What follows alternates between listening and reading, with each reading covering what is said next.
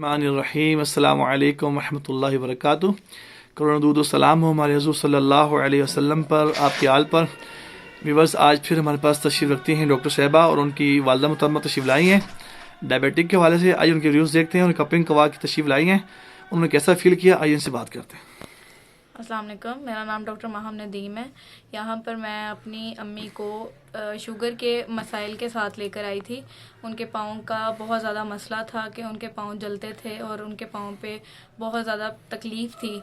یہاں پر آج first time ہجامہ کروایا ہے اور وہ کافی بہتر محسوس کر رہی ہیں. انشاءاللہ ہم لوگ نیکسٹ ٹائم بھی ضرور آئیں گے. اگر تو ان کو بہتری محسوس ہوئی تو انشاءاللہ ہم اپنے ٹریٹمنٹ کو کمپلیٹ کروائیں گے اور باقی اللہ تعالیٰ شفا دے. ڈاکٹر صاحب بتائیے کہ آج پہلے کیا مائنڈ میں چل رہا تھا، کچھ بتائیں گے کچھ شیئرنگ کے حوالے سے؟ یہی تھا کہ بہت سی میڈیسنس لیں، بہت ٹریٹمنٹ کروائے، لیکن ہر چیز سے کوئی بھی فرق نہیں پڑا. تو پھر ہم نے ہجامہ کو پریفر کیا کہ ہم یہ بھی کروا کر دیکھیں. اگر تو انشاءاللہ اس سے بہتری ہوئی تو ہم ضرور اس کو پریفر کریں گے. آپ کون سے ہاسپٹل میں ہوتی ہیں؟ میں صدان ہاسپٹل میں ہوتی ہوں، جوہر ٹاؤن. بہت شکریہ. جی ماں جی، آپ کچھ بتائیں گے اس متعلق، کیسا فیل کیا آپ نے؟ ماشاءاللہ. السلام علیکم. میں یہاں پہ پہلی دفعہ آئی ہوں اور مجھے کافی بہتر محسوس ہوئی ہے. میں نے بہت علاج کروایا ہے، میڈیسن بھی کھائے ہیں، شوگر انسولین بھی لگائی ہے، پر مجھ سے کوئی فرق نہیں پڑا. یا میں فرسٹ ٹائم آئی ہوں اور میں نے کروایا تو مجھے کافی بہتر محسوس ہوا ہے.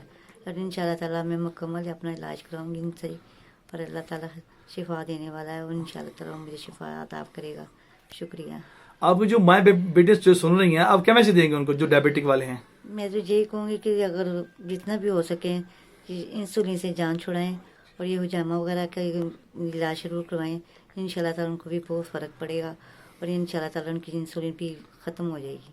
بہت شکریہ. اللہ بہتر کرے گا. بہت شکریہ. آپ نے سنا ان ویوز، یہ اپنے میں عرض کروں، یہ سنت علاج ہے، آسمانی علاج ہے، کراماتی علاج ہے اور نبوت دور کا علاج ہے. میں عرض کروں اس میں تکلیف نہیں ہوتی.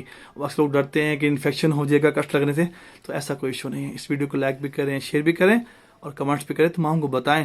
اللہ جل شان سب کو شفا عطا فرمائے. جزاکم اللہ خیر. السلام علیکم ورحمۃ اللہ وبرکاتہ.